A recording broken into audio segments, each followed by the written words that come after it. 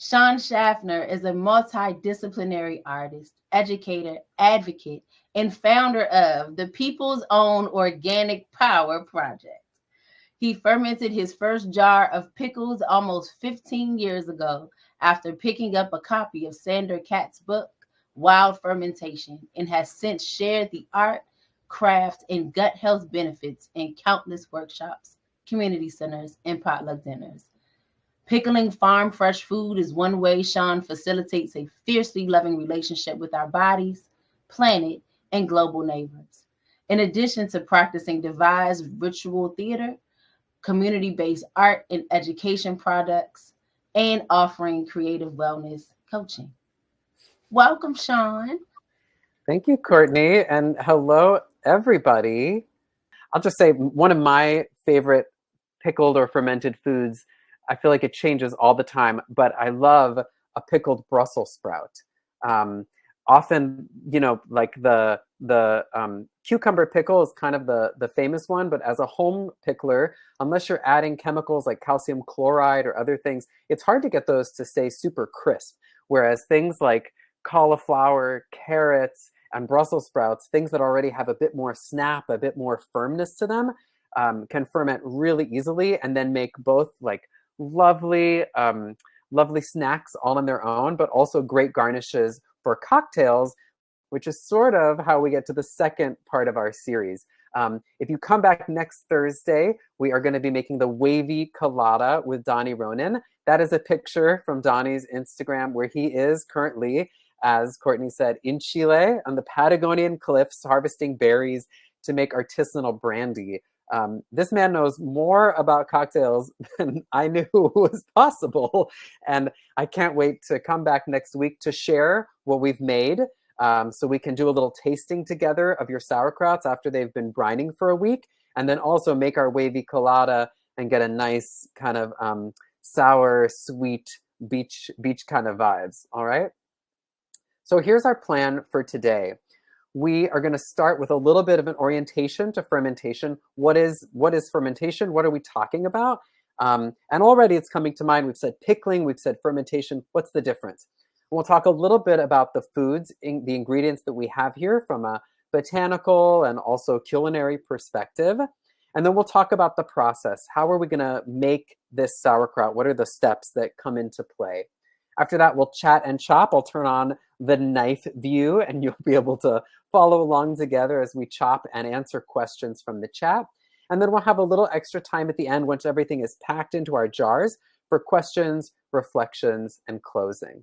So what is fermentation? Well, as you can see on the screen, this Oxford Language Dictionary version is the chemical breakdown of a substance by bacteria, yeast, or other microorganisms, typically involving effervescence. I love that.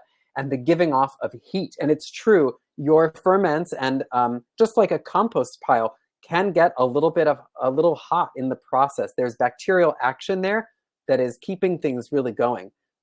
Excuse me. The fermentation process involved in the making of beers, wines, and spirit, in which sugars are converted to ethyl alcohol. Also correct, in our fermentation process, we're not converting sugars like fructose and glucose.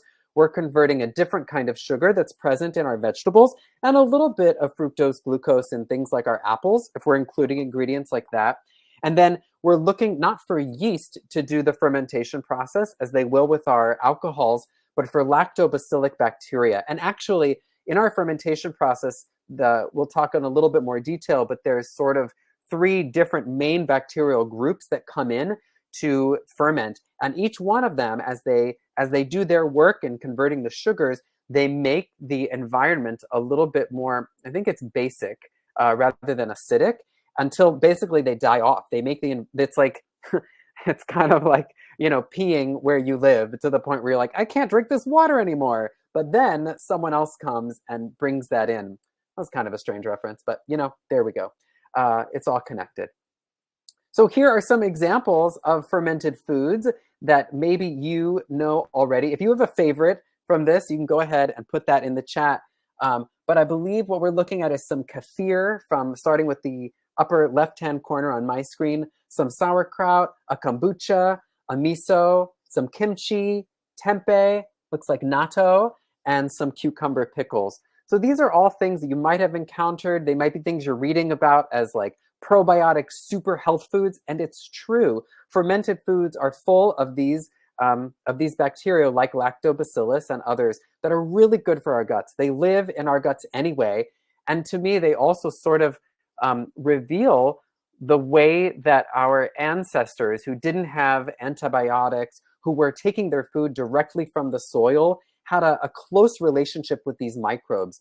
Those microbes, sort of moving beyond the idea that all bacteria is bad. We now know that inside of our bodies, for every cell of Shawn, there are 10 cells of bacteria, protozoa, yeast, etc., that live on my skin, in my moist places, and inside of our body, especially in our gut. I believe it's like over a pound of bacteria that live inside of our guts, a lot in the large intestine, but all throughout. And so when we ingest these probiotic foods, it's probiotic because it means good bacteria. But the beauty of eating a fermented food, as opposed to taking a probiotic supplement, let's say, is that you're also giving your body the prebiotics, which is the food that your bacteria eats. So I give myself this cabbage. The cabbage is already a prebiotic. It's something that the microbes in my body want to eat. But then, because I fermented it, I'm also putting in these probiotics, these beneficial bacteria, and pro. We also have postbiotics, and postbiotics are some of the good stuff that our microbes make inside of our bodies that keep us healthy. When we eat things like sauerkraut, we're also getting some of those postbiotics that the bacteria have already made, things like vitamin K and some other things. So just while we're on this topic, other fermented foods that you might not consider, but that are also maybe in your home right now, include sourdough and really any kind of bread where we're putting the yeast in and we start to see it bubbling as it's converting the sugars to help the bread rise. Obviously, beer, wine, but also our coffee. Coffee beans tend to be fermented, as does cacao. After it's been harvested, there's a fermentation process to mellow the flavors before it is roasted and reaches I'm looking over there at my coffee maker. Oh, bless the coffee maker and the coffee growers. Also our cheeses, our yogurts, things like that. If there are other fermented foods you love that I haven't mentioned, please put them in the chat. We are building a wealth of knowledge, not just for myself, but from all of us together. And actually, I was reading about early paper the other day, how paper was made in the medieval ages. And back then, rags were fermented to help break them down to make the paper pulp. So fermentation and humans have a super long history, and they love each other very much. All right, so fermentation is one of many ways of preserving and storing food, but go ahead, throw some out in the chat. What are some other ways? And while you're doing that, just to say, fermentation arrived because people needed a way to keep their food before we had refrigeration and freezing, which are some of the ways we can preserve and store our food. But fermentation is a way, often using salt, that we can keep our things, our fresh foods available for longer. I think I mentioned that thing about like peeing so much, and I was remembering this Icelandic dish that is fermented shark that I ate when I was in Iceland. And the way that works is that sharks, from what I remember, they don't have a bladder in the same way that allows their urine to be excreted. And so their bodies are full of ammonia. But the Icelandic people, amazing, they figured out a way to basically bury the shark and wait for the ammonia to ferment out. And then you have these tiny little bites on skewers of this fermented shark while you drink a very strong and flavored liquor.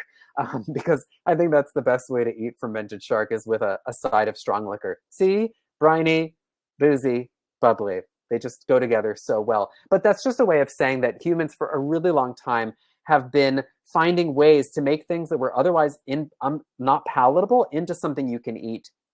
It's also a good time to say that, between fresh and rotten is a huge spectrum. And so some of these fermented foods, sometimes we're like, oh, that smells a little off. And it is one tricky thing about ferments, because, they are a little off. They've been fermented. Or if you go to the back of your fridge and you pull out that salsa that's been in there for a while, and then you open it and it goes, right? Now, it may be beyond its best by date, but unless you see some mold, that sound is telling you that there has been some fermentation action and there's a little bit of carbon dioxide that built up inside. And if you taste that salsa, it's probably a little bit bubbly. So this is telling us that it's fermented. Is it rotten? No. Does that mean you like it? Maybe not. It might not be your style. It might be a little too tangy for your taste. But until you see actual mold or signs of rot, it's possibly just along that spectrum between. Now, is that to say that fermented food can never rot? It is certainly not. Fermented food can go bad after a long time, or like other things that are generally shelf-stable, it can just lose its freshness and not be so crisp or so tasty after a little while. Okay. I can't wait to pour through these chat and see some of the other other preservation methods that you've put in there.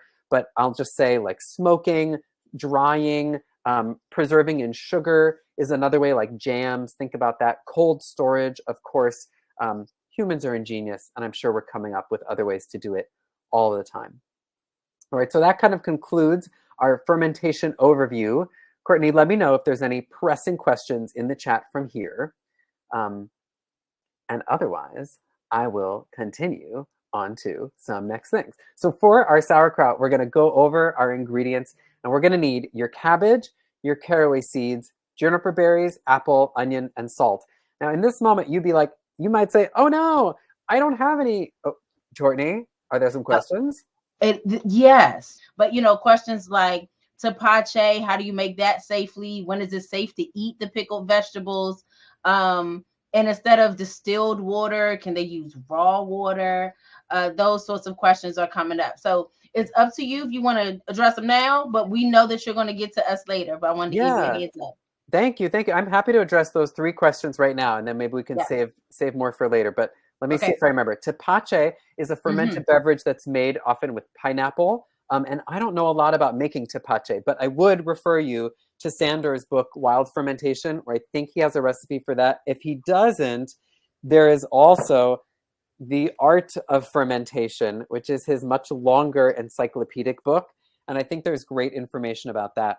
Can you make sauerkraut using the liquid from Greek yogurt? I wonder. Right? That's a good question. Well, right? that's what I was saying with the whey. The liquid is the whey. And that is a very probiotic, nutrient-dense food. And it definitely can, I have used it before to make non-alcoholic bubbly beverages. So, kind of what I mentioned, not to get too ahead of ourselves, what that's salsa, when I'm fermenting something, if I do want a little bit of bubbles, then I can close it tightly, put it in the fridge where the bacterial action is going to slow down, because cold limits the action, whereas heat gets them all riled up. And then I'm basically storing the carbon dioxide in there. So champagne, for example, the champagne has been already fermented, and then champagne makers add a little teaspoon of sugar at the very end, and then they cork it. And it's the bacteria, or the yeast in this case, eating up that extra sugar that creates the bubbles that are in there waiting to explode. So I believe that, so I know you can use yogurt whey as a starter for bubbly fluids, but honestly, you don't need to use it for fermented foods, because the lactobacillus that we're after and the other bacteria, they live on the skins of your vegetables anyway. So, and I think that in some ways, this is in relationship to the water question. It's again, part of what's so cool is, like, everything's a little nuanced, right? Is all bacteria good or bad? Well, it kind of depends on the circumstance sometimes. The right bacteria in the wrong place is bad. But the right bacteria in the right place is good. And so we want to create an environment that limits certain kinds of bacteria from growing, which is why we're putting things under the salt water. Salt water is going to keep it, or salt, and that's going to keep it safe from things we don't want there, but it creates a hospitable environment for our lactobacillus. And so sometimes, so with the water as well, we don't want a water that's heavily chlorinated, because the chlorine is going to kill bacteria in general. That's what it's there for. In the same way that we don't want a salt that has iodine in it, because iodine is going to restrict our bacterial action. So we want the right kind of bacteria in the right place. Mm-hmm. Mm-hmm. This is good. This is good, Shawn. Okay, we're gonna let you teach us. I'll come back later. Okay. Okay, I can't wait. I can't wait. This is so great. I love it. Thank you. Um, so we are now getting into our ingredients. We'll talk a little bit about some of these histories, but also have a chance to smell and taste along the way. So the first thing is our cabbage, and we've got a poll ready for you here. Just curious, who here likes cabbage? Like, what are your feelings about cabbage? And what kind of cabbage do you prefer? Are you a green or white cabbage fan?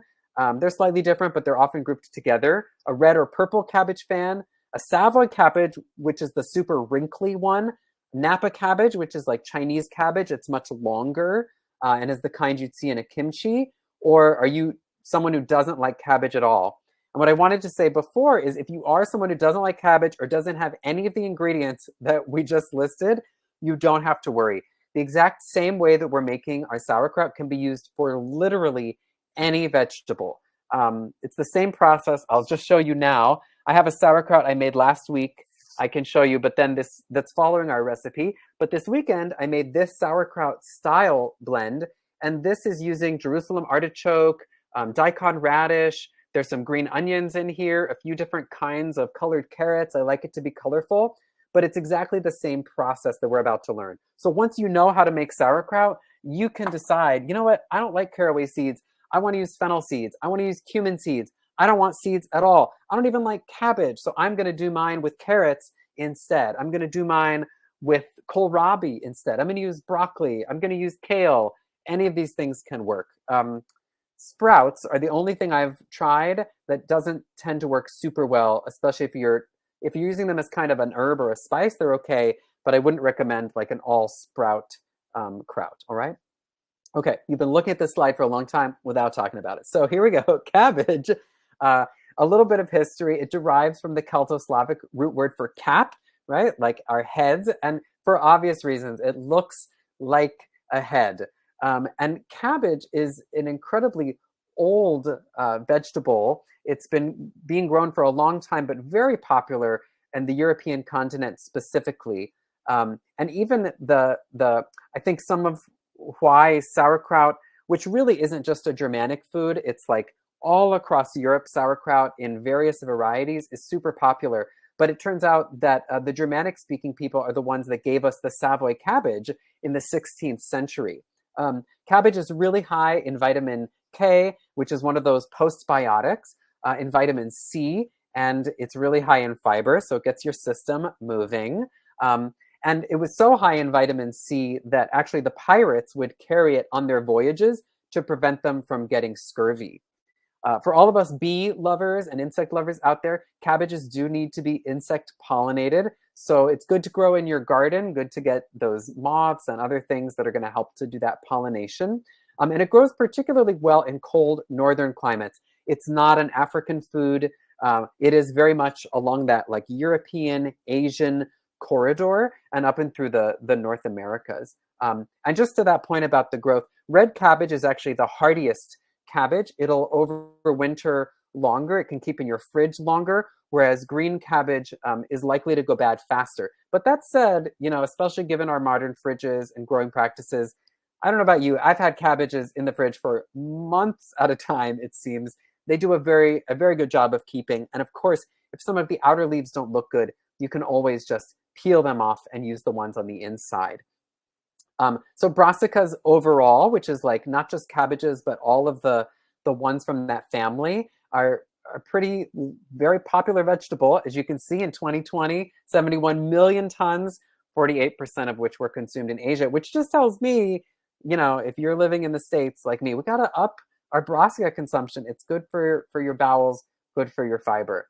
Now, I love some of the history botanically of some of these foods. So all of, not just cabbage, but the whole of the cabbage family is called Brassica oleracea, or oleracea. I'm not exactly sure how that's said. And they were domesticated in Europe prior to 1000 BCE. So that's a long time. The Roman author and historian Pliny the Elder was writing about them in his journals. He talked about having cabbages at Pompeii. And he also gave us the name brassicas, which is often translated as mustard, but also cabbage. Sometimes brassicas are called cruciferous vegetables, cruce like cross, because the leaves and the flowers form across from one another. It's harder to see in your cabbage because they're all layered on top of one another, but essentially that's how they're going. And the Oleracea species includes all of these cultivars that you see here, groups that give us not only cabbage, but kale, cauliflower, kohlrabi, Brussels sprouts, which is a particular offshoot that was developed in Brussels. You guessed it. And I just thought, I'm curious, maybe Courtney, you can tell me what our preferences are around cabbage, but there was a little bit of a trick question in that poll, which is to say that Napa cabbage is actually a different species.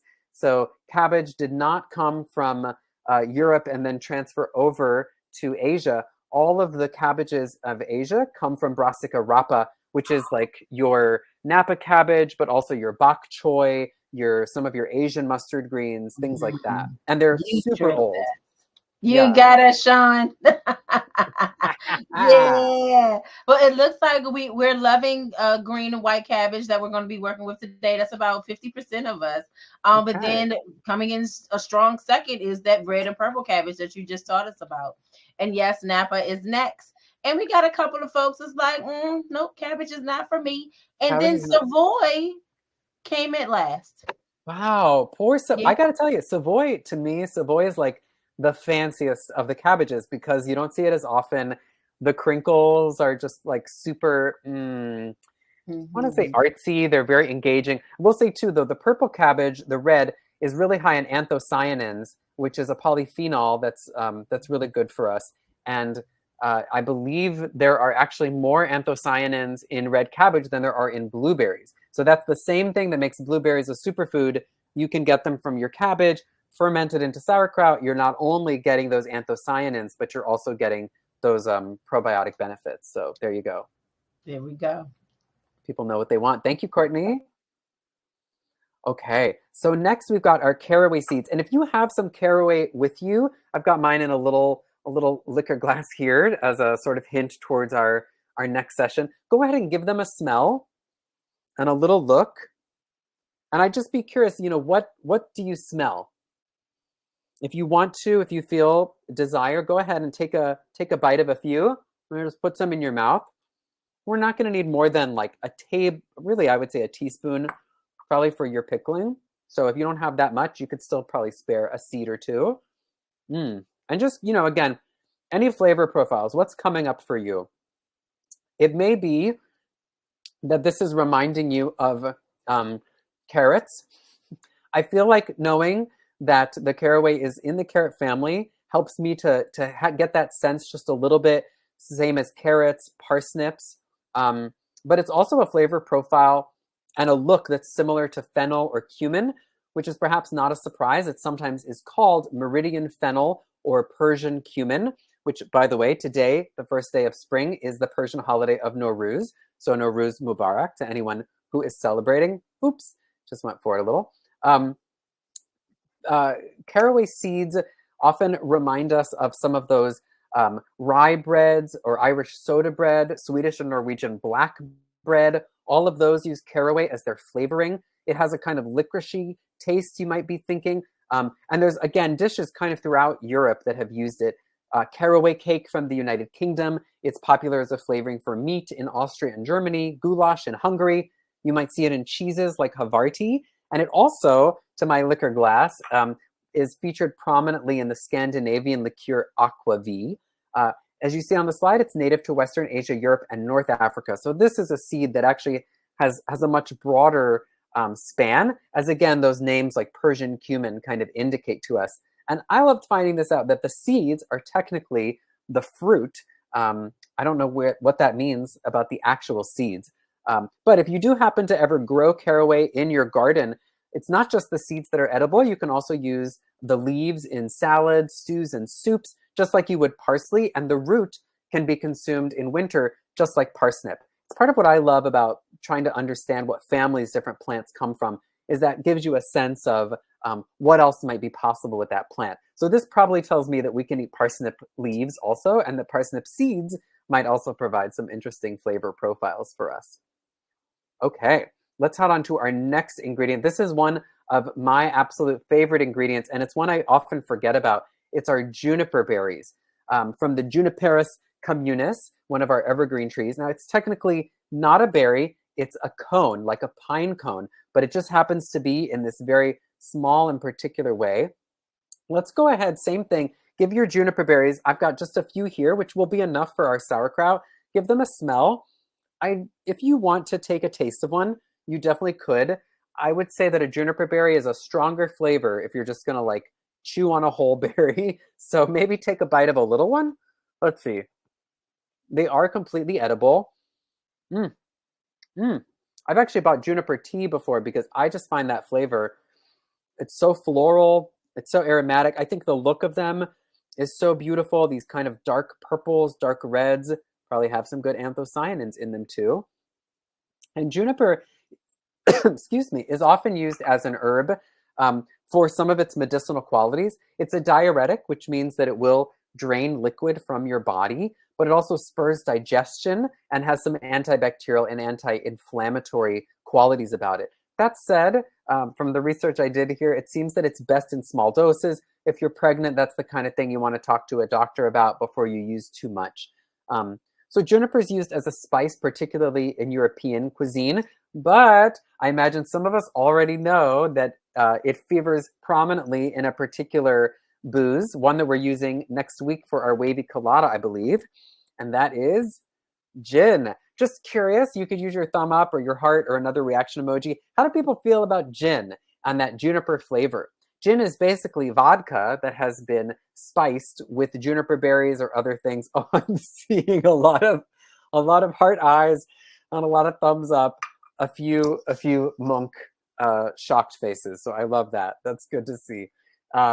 So great. I mean, I think, just to say, if you have some berries left over, take a little thing of vodka. Could also use vinegar, pop some of those in there. You've got a flavored vodka, i.e. your own gin, or a flavored vinegar you could use for a dressing on something. Lots of good options for that kind of thing. It turns out juniper berries are among the only spices that we get from conifers and evergreens outside of spruce buds. So they're not a super edible food for us, but we're glad to have them featuring in our sauerkraut today. All right, next we have our apples, the Malus domestica, which is native to Eurasia, and they actually have they have sequenced the genome of the apple, and they have found there's around 57,000 genes, and that the sort of apple, the original apple that it all came from, seems to be from Kazakhstan. It's called the Malus sieversi, and there are some places where you can still find them today. The word apple itself comes from the Old English, epel, and in the Middle Ages, the apple was so kind of generic that it was used to refer generically to all fruits. One of the examples I came across was the apple of paradise, which really meant banana, right? In the same way that some people, maybe you're tuning in from the southern US and you say Coke, but you just mean soda or pop, right? So in that same way, apple has been used. And as you see, there's over 7,500 cultivars, almost none of which are grown from seed anymore because apples grown from seed are kind of unpredictable. So they tend to be grafted, where you take a large branch cutting from a tree and kind of bind it on there. Which is a really amazing process that someone at the US Botanic Gardens can tell you a lot more about. Just in terms of our talking about fermentation, one of the easiest wild ferments you can do is take some fresh pressed apple cider or some apple juice even, and just put it on your counter with a cheesecloth covering the top.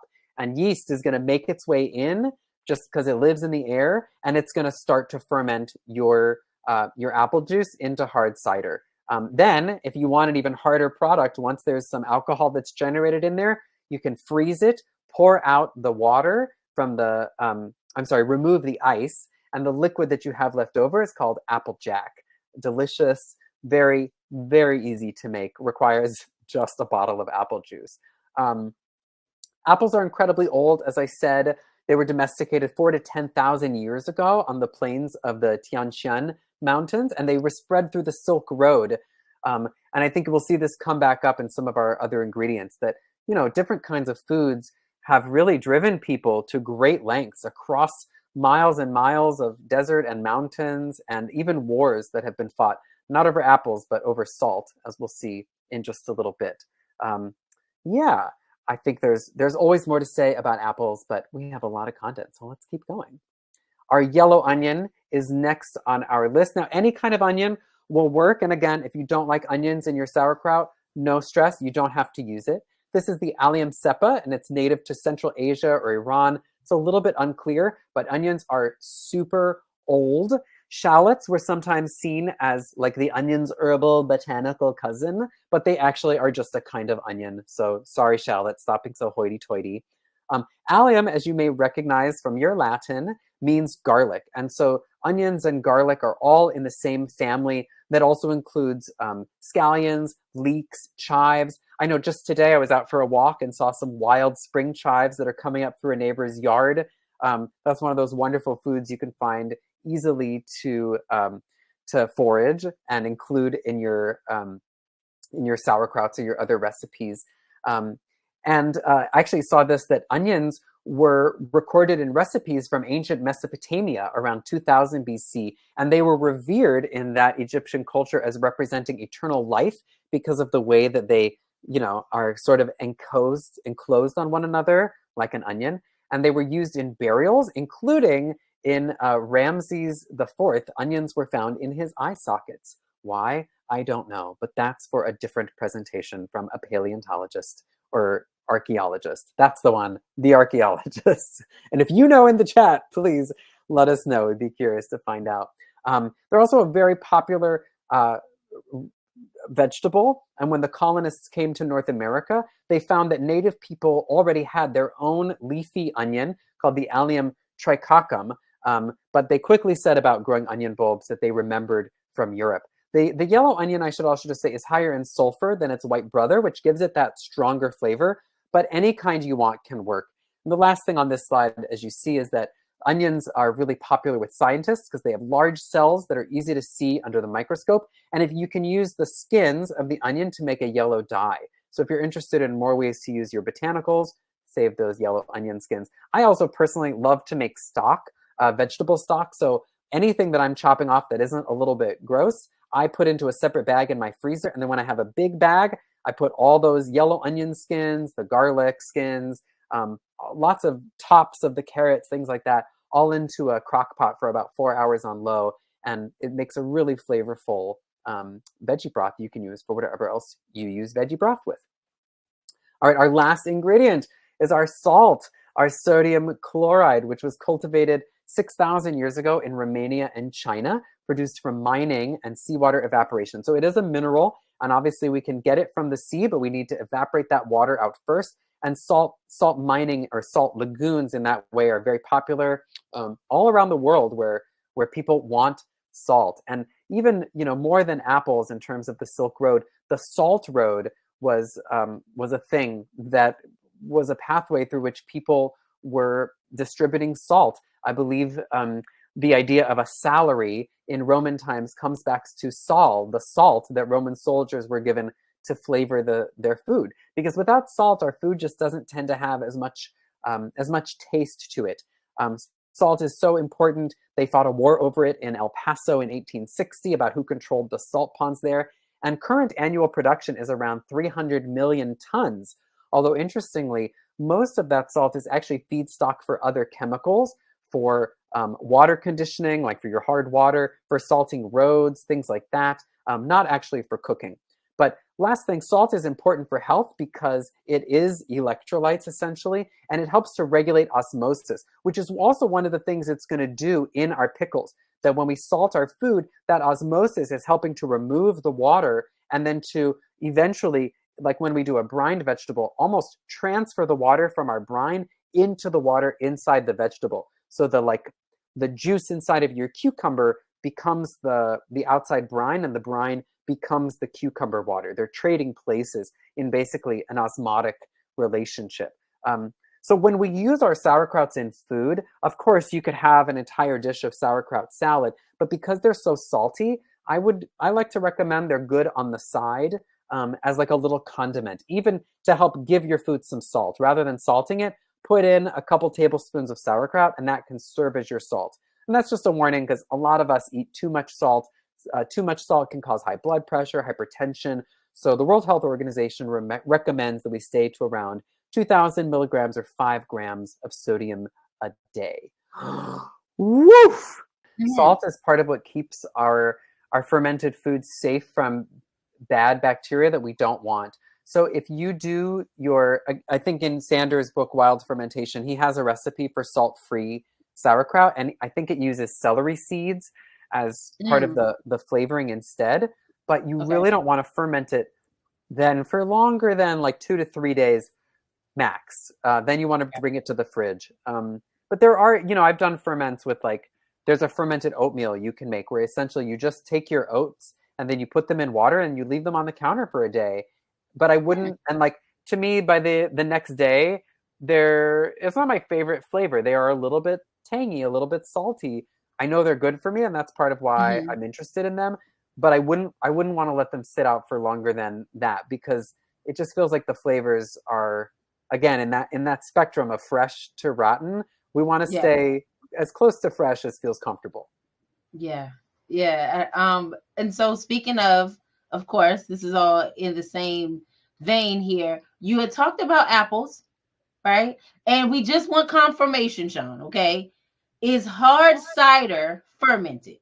Just want confirmation. Okay, that's what we thought.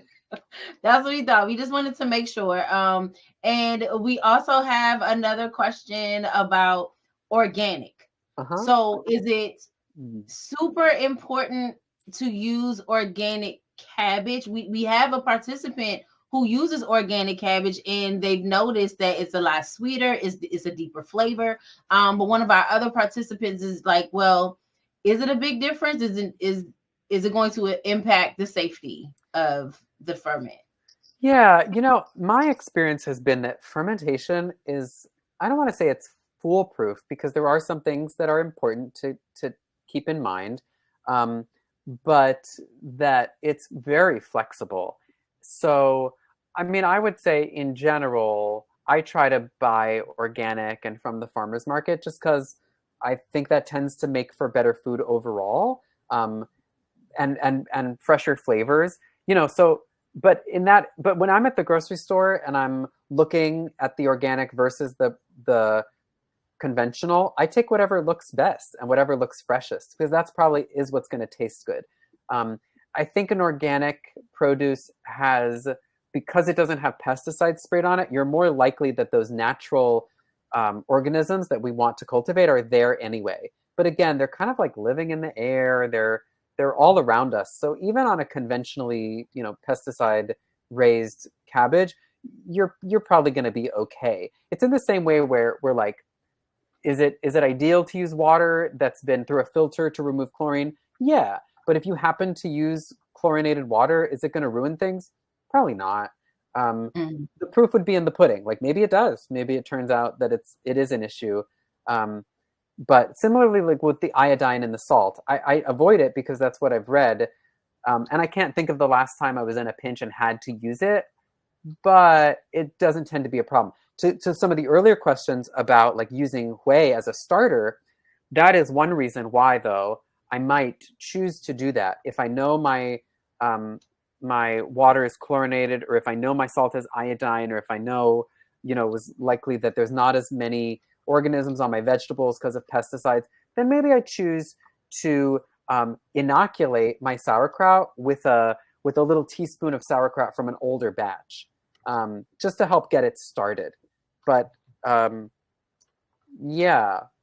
there's sort of not a wrong way to do it. There's a German version, or one recipe for German sauerkraut involves fermenting it for a super long time on a really high strength, and then adding more fresh cabbage later in the process to sort of balance it out. So I think, there's just lots of different ways to go about it. Gotcha. And I would say if you're nervous, like do smaller batches and more of them. So like I made this 64-ounce jar of sauerkraut last week to have something to show off. And this is an entire head of cabbage and an onion and an apple and all the spices. Yeah. Yeah. That's So, amazing. so just to say, like, this is, for size purposes, this is my 32-ounce jar that'll fit Okay. about a half a head of cabbage once everything is pounded in there. And then Wow. here's my, what is this, like 16-ounce jar. So if I'm not sure, maybe I'll do two 16-ounce jars, which is also about the size of a peanut butter jar that you might have empty around. When I first started fermenting, and when I first started cooking in general, I was like, I don't know what to do, so I went off all seasonings for a little while, and I just had food.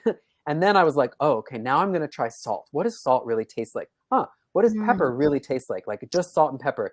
And then when I started fermenting, and then I started adding in more spices and herbs as I began to get their flavor. But I often just use one at a time so I could really feel in my own mouth and body what is thyme, what is marjoram, what is oregano, and how are they Right. different from one another. So similarly, when I first started fermenting, I did like teeny jam jars sized, and I would be like, this one is just with pepper, this one is just with turmeric, this one is just with juniper seeds, to really get a sense of what it tastes like. So I don't know if that's a good answer, but I would say, like, don't make 64 ounces of something till you know that you like it. Until then, make smaller batches. And the beauty is you can also, be like, oh, I used a teaspoon of caraway seeds because I was anxious, but now I've just tried it after 5 days and I think it could be much stronger. Great. You know what? Take it out of your jar, add some more caraway seeds, and then smash it back into your jar and keep fermenting. Or just add them on top at the end. Like if your kraut winds up being too salty, you can wash it and then put it through a colander. And some of that salt's already going to be absorbed, but you can always fix things in this process. It's a very forgiving process. Yeah, and it sounds like it's a very personal one, right? It's what works for your palate, and it's up to you to kind of try things out. But also in talking about like the way that you space out your flavoring and try things. We have two questions about some replacements. One person wants to know, what can you use in place of junipers if you can't find them? Ooh, that's a good question. Well, firstly, I would say you don't have to use them at all. Like, I rarely do, but they're actually really lovely. Like I said, it's one that I forget about, and then I'm like, oh yeah, juniper berries. Those are so tasty. Yeah. And you don't need a lot of them either. I will say too, when from an aesthetic perspective, you might want to have all of your different ingredients sprinkled throughout. When I make pickles, like if we do with the dill green beans in our next program in a few months, I like to do it so that the green beans are on the inside and all the dill's on the outside. But in terms of flavor, it doesn't matter. If everything's on top, if everything's on bottom, it's all kind of going to get spread around a little bit, so you don't have to worry too much. But so that's just to say in terms of spacing. I think fennel seeds would work really well. They again have a little bit of that licoricey quality, which is closer to your caraway. Spruce tips. I'm thinking about like other kind of herbs, especially when fresh, that will give it more of that light flavor quality. You could incorporate other berries that you enjoy. Excuse me. I've made sauerkrauts that have vegetables, fruit, and nuts in them even. So that's just to say you could do a mix of like cabbage, and if you want some sweetness, some blueberries, cranberries can give it a nice tartness, and also there's something in cranberries that also helps for preservation. This feels like a crazy idea, but I could almost imagine getting a little bergamot tea, like Earl Grey tea, and then just using a little bit of that liquid from your tea. And actually the tannins in tea help to keep your fermented foods crispier. So sometimes people will add an oak leaf or a cherry leaf to their fermented jars to keep things crisp. So that's something you could do that would give it a little bit of that floral quality. But I'd be curious what else people think of in the chat that has a similar vibe. Yeah, thank you. Well, I mean, we could always just throw in some gin as one of our participants. Although I'd be careful because the alcohol is gonna kill your bacterial action. There we go. Okay, there we go. Yeah. Well, we also have some interesting and really delicious sounding palettes here. We have one participant who uses curry for Oh yeah. flavor, 1 tablespoon per head. Hmm. And then we have another participant who wants to know if they can add garlic to the sauerkraut instead of onion. Yes, of course, of course. Yes, And again, yes, it's like if it's the season for garlic scapes, add garlic scapes. If it's the yes. season for um, what are those ramps? Then use ramps. You know, Okay. if you prefer leeks over onions, use leeks. It Mm-hmm. really is totally flexible. And in that same way, you could begin to think about like you could basically make a chimichurri or use those kinds of herbs and then just ferment it in this same way. Right? Because I was imagining you could make a side condiment that's all leeks with a flavoring, and then it's like an onion jam Mm-hmm. almost that you put on the side of something. Um, so yeah, I think mustard seed is another one that came to mind as potentially like a, or some allspice, some Okay. nutmeg, clove. Any of those are often in Mm-hmm. your kind of like bread and butter pickles. So, Yeah. but I think like you said, my personal way of cooking is almost never to offer a straight recipe. It's like when you get the handout, it'll say half a head of cabbage, half an onion, half an apple. But you know, use your desire. Like, do you like more apple? Do you have a large apple or an extra small onion? Mm-hmm. You know, then maybe Mm-hmm. you want to change your measurements. You really love something, use more. You don't use less. And as we get into, there's other things about the amount of time you let your sauerkraut sit that will change the flavor as well. So it's not just Yeah. about our ingredients. Yeah, and we're wondering too. I mean, we're seeing cool stuff come up like lavender buds and right, fresh bay Yes. leaves. Awesome. And now here's a good question too, and then we'll let you get us into the next part. But Oh, good. can we use fresh herbs like cilantro? We're concerned if it's gonna wilt too fast. No. Um, no. Okay, No, no, it great. will not wilt. Yes, you can use cilantro. It's delicious. Again, it's like if you live in DC like me, maybe you get pupusas sometimes, and those Mm-hmm. pupusas come with a little bit of like it's somewhere in between a coleslaw and a sauerkraut, and it tends to have some of those Latin herbs Yeah. that work fantastically. If that's your vibe, you could definitely make like a pico de gallo style. I would say tomatoes, red tomatoes, sometimes Hmm. get a little squishy. Green tomatoes Okay. pickle and ferment really well. Um, Ah. but the other thing I find is a little bit of a not exactly an oxymoron, but you know, pickling is both a way to preserve something that's fresh from this season, so you'll have it all year long, right? Like those ramps or fiddlehead ferns or something, right? That like is only available for these 2 weeks. Go ahead, throw them in a pickle, and now you can have them all year long. But it doesn't actually. On the one hand, it locks in their freshness, but it also transforms them. They're not the same as a freshly picked herb, for example. On the other Okay. hand, like if your cabbage is a little bit old, fermentation is also great because that Mm-hmm. salt is going to help to. You're like, I'm not really sure what to do with this. These things aren't looking super fresh. Once Mm-hmm. they're fermented, you're not going to notice anyway. So same way that like fresh cilantro is great, but dried cilantro can work really well too. It's just going to absorb some of that liquid. So Yeah. at the same way as when we start to salt our cabbage, it's going to release a lot of that liquid. If we use an older cabbage or older vegetables in general, there might not be as much liquid. No big deal. We can make up some brine and add it on the top to supplement with whatever doesn't come out of our vegetables. This is fantastic. And I'm hungry. And we're we're going to it looks like I just wanted to bring up one more really cool thing that we saw in the chat. And then there is we have a participant who makes vinegar from chive blossoms. And they say chive blossoms make a lovely pink vinegar. Oh, that's Yeah, great. I love I that had to share suggestion. it. I just had to share it. Thank you.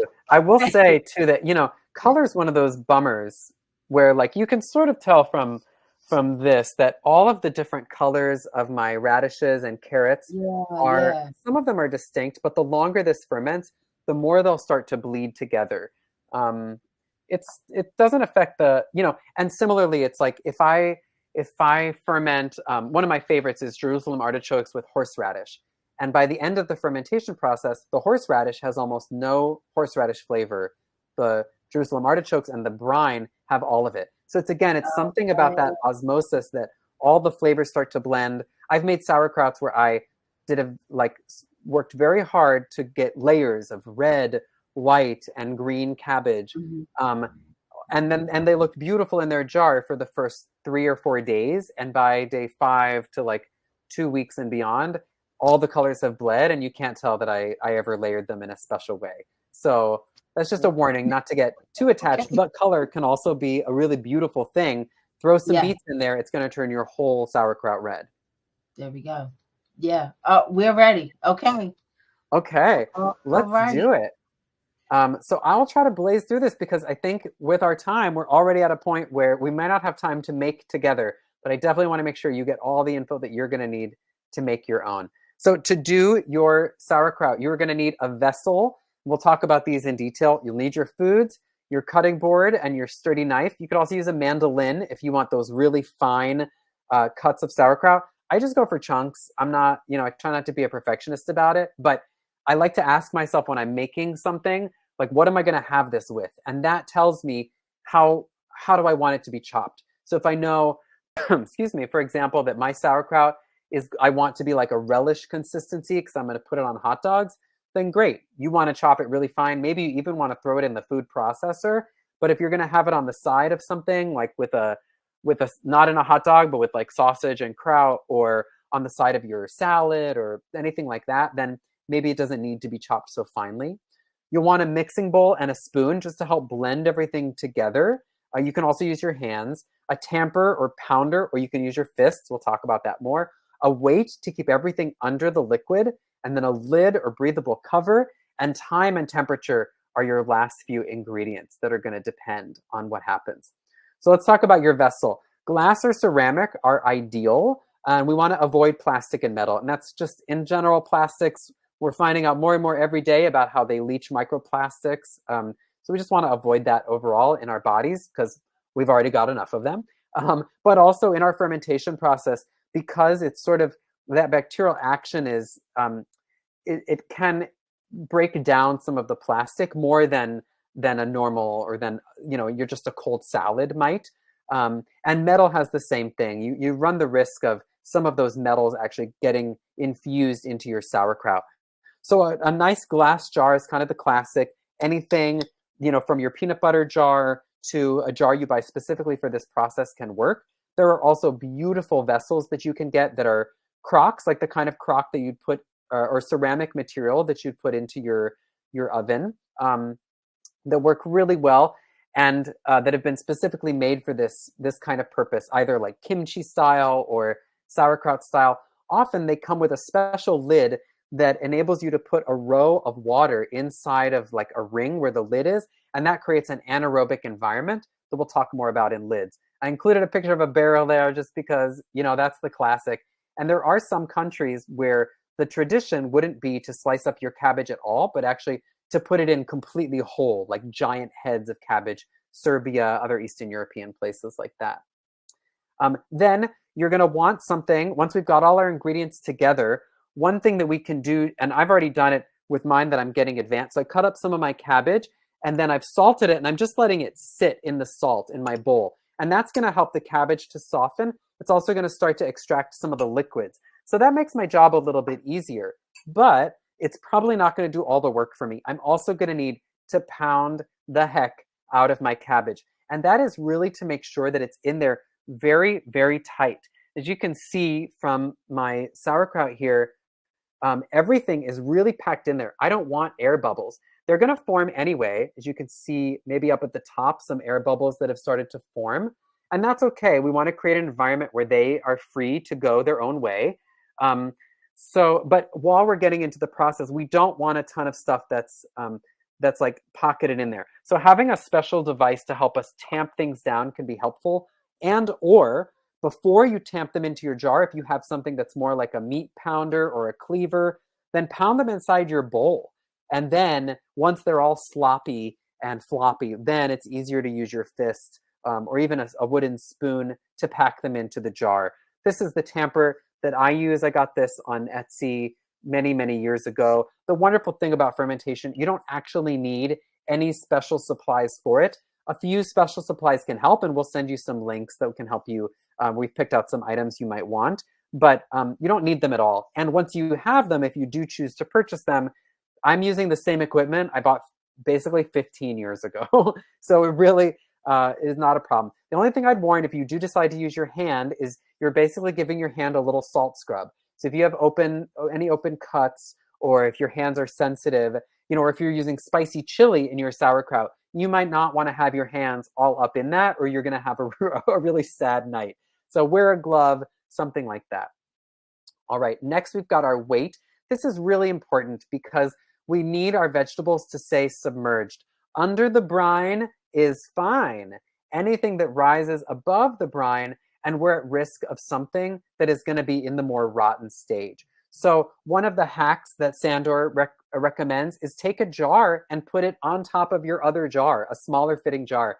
Lots of my early ferments used jars that were this size, and then I had a jam jar inside the top, or a spice jar, something like that. You can also fill a Ziploc bag, not one that's that big, but that was just a public domain photo, but a smaller zip style bag, add a little water in there to keep it weighed down, and then put that in the top. Also a bag full of marbles, or if your marbles are clean, just put the marbles in as they are. Something that's like that can actually be great because it helps you make a thin layer, but you can also move stuff around. But the really important thing, whatever keeps your vegetables underneath the brine, that is exactly what you want. If you do decide that you want some special objects for it, you can, of course, get them. In this picture you see from this sauerkraut I made last week, you can see some glass weights that are specifically for this purpose. Here's one I'm holding up now. Here's like a larger size and a smaller size. And these can be helpful just because they're exactly the size of your jar, of your wide mouth jar. Newer versions have a little handle, which is great because once these are in there at the top, they can be actually kind of tricky to get out. So actually in my sauerkraut that I made to sample, I put one of these and then one on top because that keeps this up a little bit. So it makes it easier to stick a fork underneath and pull it out. You don't want to get your weight stuck. That'd be a bummer. But I've also, as you can see from that picture, I saved some of the cores and the outer leaves from my cabbage. Because one of the traditional ways to weigh our cabbage down is by using those cores and using those outer leaves, and just in general, as the mouth narrows in our jar, that's going to help to keep things suppressed. So you can see I packed in everything, then I added the cores, then I put the cabbage leaves on top. The cores I am definitely going to eat. The cabbage leaves, they weren't the very, very most outside cabbage leaves. Those looked a little gross and I didn't want them in there. But these were like the next inner layer. I picked off parts that didn't look good. I will probably eat those leaves also. But they're a great place to sample from, where I can just open my jar, decide like, hey, it's been a week. I want to see what this tastes like. Rip off a shred, take a bite, see what I think. When it's done, I'll put it in the fridge. And done, again, is like based on my flavor. So the next thing we'll want is our lid. And our lid has two jobs. It needs to keep flies and vermin out, and it needs to allow carbon dioxide to escape. And this is a really important point we'll hit upon later just to make sure it comes home, is that that bacteria inside of our vessels is moving, it is going, it is fermenting, and it's actively releasing carbon dioxide. And that means that if we seal our jar, they could explode. So I like this version. This is a kombucha, but you can see this person took their jar, they removed the inner ring, and they just put, what is the word for that? A filter, a coffee filter in there. Works fantastically. The second one was one of my early ferment projects. I just put some cheesecloth over it, or that was like a mesh bag. The third option you see is one of these fermentation lids. The fourth one is from some fermented non-alcoholic wines. And for those, a balloon with maybe a little hole can work really great, so that something is still off-gassing, but it can collect. And just to show you some of these anaerobic lids, like I said, and traditionally, you could use one of those vessels that has the ring for the water, but these you can buy on Amazon, other stores. They come with a little bit of an interior plastic, so that makes sure you get a really thick seal, and they should have a plastic here so that when this part goes in, that's also a really firm seal. And then inside of this, these are super cool, that has this little part. I'm going to fill this with water up to beyond where this is, and this has little holes inside of it where the liquid and the gas can escape. So as I fill the water beyond the line here, put the cap on it, though it's not the most important part. And as it's off-gassing, the gas bubbles will lift this inner core until the little holes float above the water line, and then it'll like and float back down. It doesn't actually make that sound, but you can sort of see in this one. And as it fills, I've got some photos that'll show you this. Your liquid will even grow. So over time, when I first packed this in, my liquid was about here. And I didn't worry because I know that within a day or two, the liquid will rise. So slowly the liquid came up and up and up. It got till it was even inside of my airlock. And at that point, I actually removed some of the liquid, put it in a Tupperware in the fridge so I can add it back later if I want to, because they can overflow. So we want something that's allowed to off-gas, but maybe if you don't have a lid, put it on a saucer so that in case it does overflow, it's not just all over your counter. Those anaerobic lids are not necessary. What they do is create an environment that's a little less hospitable to something called comm yeast, we'll talk about in a moment. They can result in slightly crunchier vegetables.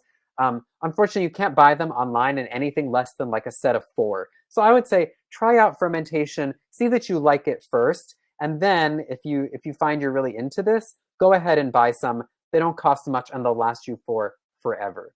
So these are our main steps to making our sauerkraut, which I think you probably already kind of, we've gone through a lot of this in piecemeal. So wash your hands just because that's good for our health. And then you're going to chop up your cabbage, your apple, and your onion. Again, whatever size kind of works for you, the way you think you're going to use it. I tend to chop my cabbage in about this large of pieces. But again, that's because I'm not a perfectionist about it. You can also just rip your cabbage. If you ever want to make sauerkraut with kids, that's like half the fun is just rip up as much cabbage as you can. And then mix everything together with your salt and your spices. We want to think about a 2.5% salt solution, or really like when you take a bite of it, again, I think this is the best way. You take a bite and you're like, oh, that's salty, not unpalatable, but not like lightly salted, like, that's salty. For this jar worth of sauerkraut, this 64 ounce, I probably used somewhere like 2 tablespoons of salt, maybe 3. It could be as high as 6 if you like things super salty. But again, I find the best way to do it is really just to taste. It's hard to measure exactly how much cabbage, how much apple, but blend all your stuff together, give it a taste. You want to feel like it's pretty salty. And then you can let it sit for a little while to just let things begin to sort of melt from the salt and to release that liquid. That'll make your job easier once it's time to pack it into your vessel. If you don't have time, don't stress it. With this sauerkraut I made last week, I let it sit in the fridge for a whole day. And part of that was because I just ran out of time. I was going to address it and then I forgot about it. It was totally fine. It was super mushy. It had a lot of liquid and it still needed pounding. It wasn't fully done. So if you don't have the time or you don't care enough to let it sit, just go ahead, start pounding. And by the way, if you're already ready to get chopping because you brought your stuff and looking at the time, start chopping now. There's no reason to wait. We're going to pack it into our vessel. Again, if the liquid doesn't rise all the way up above, then we could wait a little bit with some and see if it comes in the next day or two. It's not going to go bad just sitting on your counter unless you have a very, very warm house or apartment where it's hot summertime, in which case I might be a little more wary. But otherwise, you should be okay to let it sit. Or if your cabbage was very dry or you're feeling just anxious about it, go ahead, make up a little, if your cabbage is already very salty, just add some water. If it's not super salty or again, you feel anxious, add a little bit of salt. The worst thing that happens is you've oversalted and you taste your sauerkraut and you're like, whoa, that is like making me want to cry. And then you know what? Chop up another half of cabbage, blend it together, you're good to go. So then you're going to weigh the food down so it stays under the liquid. Let it sit and start tasting it after 3 to 5 days because that's going to be the way you know that it's the consistency you like. All right? It should be off-gassing without a lid, with an anaerobic lid, or if you feel anxious and you want to put the lid on, just make sure you're burping it regularly, just like in the old Tupperware party day. Like every, morning, noon, and night, you just make sure any of that gas comes. And whenever it's to the taste that you like, stick it in the fridge because that'll slow your fermentation process down almost completely and preserve it for much longer. Cool. Thank you so much, Shawn. I know you're right in the middle, but I know our chopping crew has some questions. Come So I on wanted down. to come on for our chopping crew. But should we peel the apple? Those of us that are chopping our cabbage, should we peel the apple? Just throw it in. I would say throw it in. Oh, those slides are moving on their own. Um, Uh-oh. but I would say, I mean, if it was me, I would say just go, you're getting a preview. I would say just go ahead and throw the skins in, because actually there's more likely to be that beneficial bacteria growing on the skin. Okay. Certainly, if we were fermenting for alcohol, I would be like, yes, 100%, because that's where the yeast are. But really, it's up to your flavor profile. If you don't like the feeling of skin, then exclude it. But I would say from a nutritional perspective, it's where a lot of the fiber lives. So it's a good thing to include. Gotcha. And I'll just be on standby. I'll go ahead and mute myself, but I'll be on standby just in case some other questions come up for our Okay. chopper. Okay. Great, great, great. Yeah, All right. thank you. Mm-hmm. So just to show, this is when I'm cutting up my cabbage, I find it can be easiest to like make these slits where I'm keeping the whole bottom together, but I'm kind of like you'd cut an onion. And but you know, that's really just like a preference. However works for you to cut your cabbage. Again, that could be the food processor. It could be a mandolin if you want really thin slices. As you see, I've left the core and some of those pieces so that I can cut them up and use them to kind of layer everything on the top. The thing is, what I don't want is for lots of loose herbs to be floating up towards the top. They're probably going to be fine, but again, if they're not under the brine, they're more prone to some sort of rot. And then I've mixed it all together in my bowl. You can see my juniper berries and caraway seeds there, and I'm letting it sit. Or I'm just heading right to the cram in phase. And you can see again in this photo, before it started, the liquid has not come up to the top. That didn't happen until after a day or two, but everything is really packed in there, and there's enough liquid that it's really filled all the space in there. And then as I weight it down, this is really showing the top, because you can see in this first picture on the left, the brine has still not risen. That was like day 1. By day 2, the brine was beginning to creep up past the weights.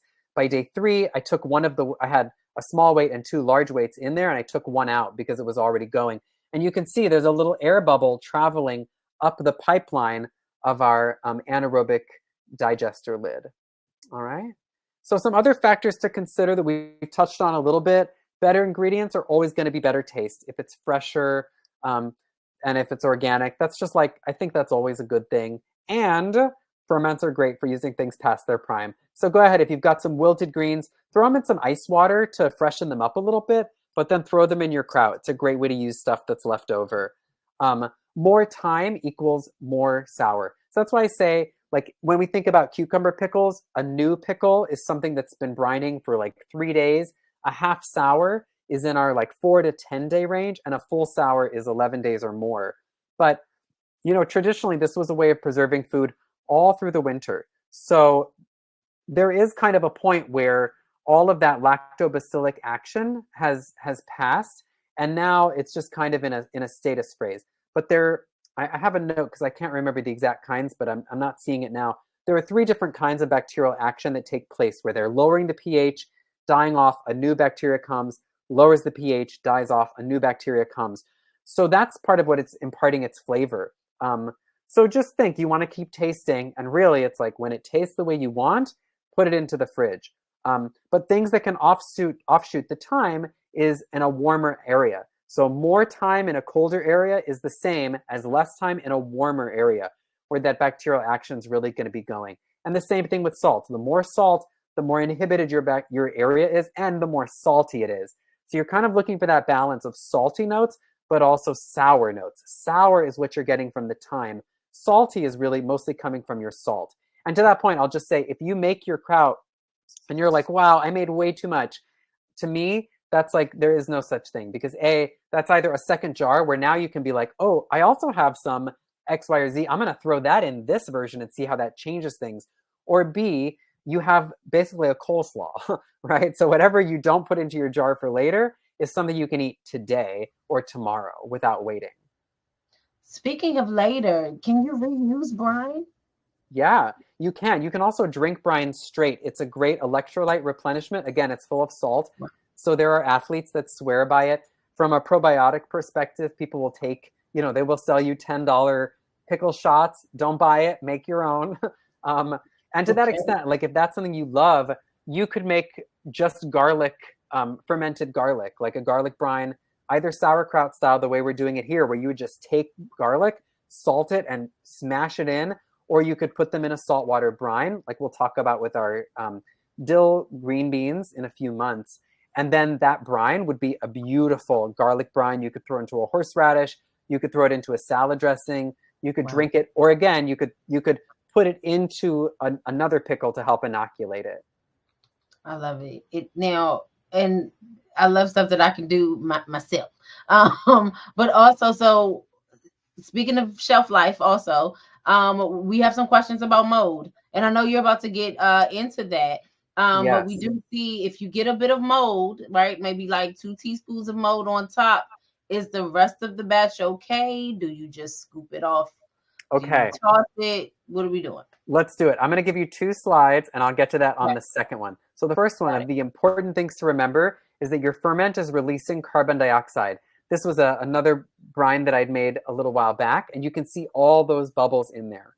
So, you know, if you do feel like for your personal reasons, you need to close your ferment, burp it, as we said, or just leave the lid ajar. When I teach this in person, I always send people home with their lid. I just tell them, you know, to just keep it not screwed on all the way. So that's safe from vermin. There's nothing that's going to get in there. But also it could, you know, if the lid jiggles, gas can escape. And that's what we want. Or use one of those anaerobic lids that can deal with that. When it is time to store it, there's no reason to leave it open at that point. But if you're leaving it in your fridge over a really long term, go ahead. Again, another nice thing about a jar like this is it's got that top you can press to see if it's kind of full of gas, and then give it a burp every so often. Okay, to the mold question, there are 2 different things that you might experience. One is called a comm yeast, and a comm yeast is totally fine. A mold is not fine. And there's kind of two ways of thinking about mold. And I would say for the more risk averse among us, if you see mold at all, throw it out.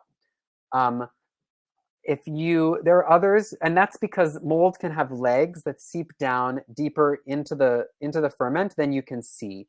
So if you're cautious, throw it out. There's no reason to be risky. If you feel a little bit more brave, don't only scoop the mold off, but scoop off a little bit more from under there, and then it can be okay. I have done it, I will say, and Sander Katz also. I think there's one part in one of his books where he talks about a ferment that went horribly awry. The top layer was left exposed, and there were like worms in it. And he's like, we scooped it off, and the bottom, where it was still mushy, was great, you know. So again, that's a little bit to your risk averse, but with like Dr. Shawn, don't sue me hat on, I would say if you see mold, better safe than sorry, throw it out. Luckily, the internet has lots more pictures if you wind up with something and you're not sure. But these are some examples of comm yeast. And this is probably also happening, like the one on the left especially. That yeast looks like it's been going for a little bit. It's a little chunky. So checking your ferment regularly will mean that you can stay on top of something like this. But the second one, you can see it's probably building up these bubbles on top of a weight. And that's why it's looking like that, is the bubbles from the anaerobic, or from the gas is actually getting caught underneath that comm yeast. What I have found over my time is there are many ways to remove it. You can use a paper napkin or paper towel and sort of lay it on top, and the comm yeast will be taken up by the paper towel. You can add a little bit of, like, kind of use a spoon to scoop off some of it, or as much as you can. That's one way on its own. Or once you've made a little hole, then add some more brine until the brine level lifts up and the whole yeast just kind of pours out. That's another way to deal with it. But also, if some makes it in, it's not a problem. It'll sink to the bottom of your brine. You won't really notice it. It won't be a problem.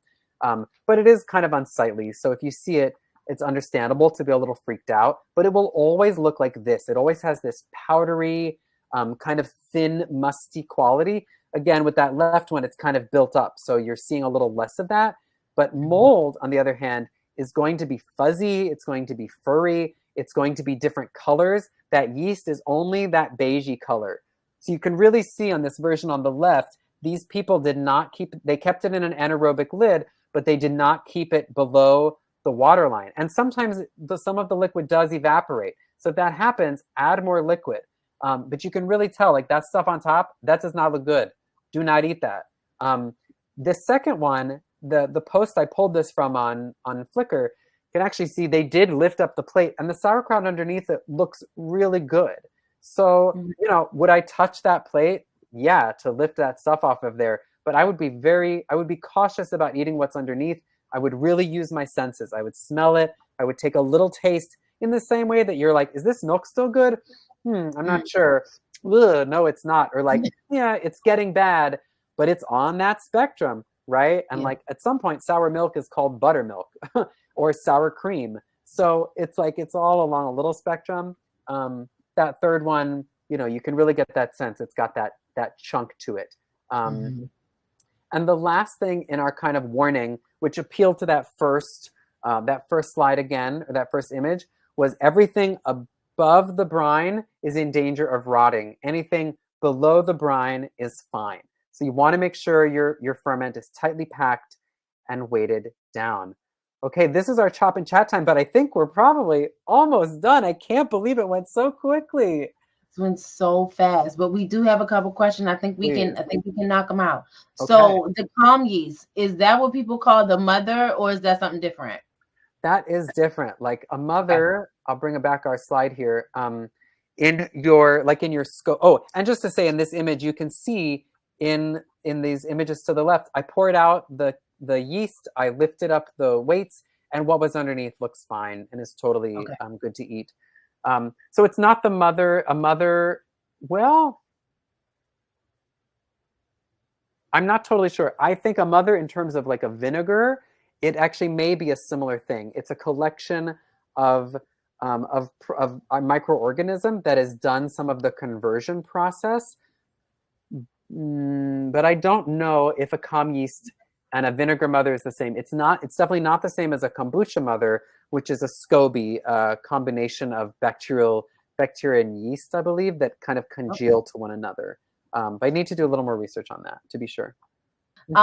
There's someone who's confused about having something heavy to push it down under the liquid, but also have the top open, but covered with cheesecloth to release the CO2 at the same time. Yeah. Can you just clarify that process really quickly before we close out? Yeah, of course. Your weight is not necessarily, it can be something heavy, but like it doesn't really have to be. It just has to be heavier than the water around it. So it's the packing it in with your tamper or with your fist is the way that you're really going to ensure things are tightly in there.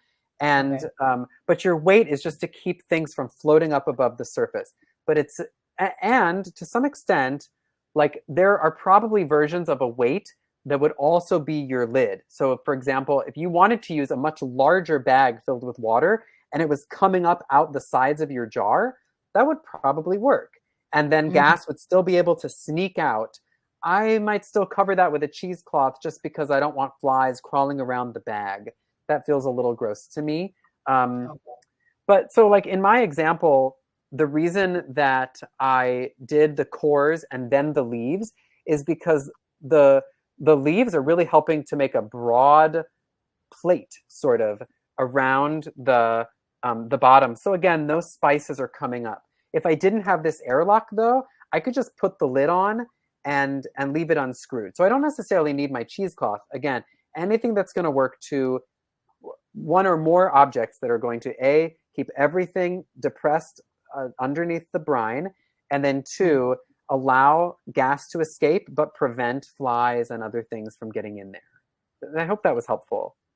Yes, this whole thing has been so helpful. It has been so incredible. And we are looking forward to the wealth of information that you are going to share in the future. We're looking forward to those cocktails with Dänny next week. And thank you for kicking us off on this first leg of this summer-long fermenting series